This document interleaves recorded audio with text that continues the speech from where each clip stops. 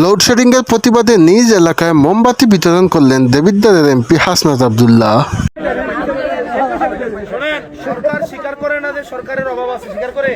সরকার সংসদে বলে কি যে আমাদের তেল আছে, ওইদিন আমি জিজ্ঞাসছিলাম না যে আপনি স্বীকার করেন সমস্যা আছে কি আছে না, বললাম না সংসদে।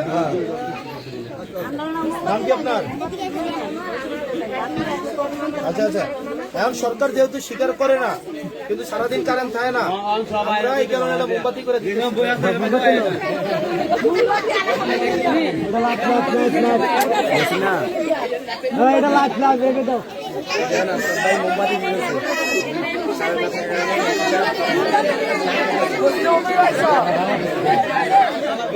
আপনার কাপড়টা সুন্দর আছে।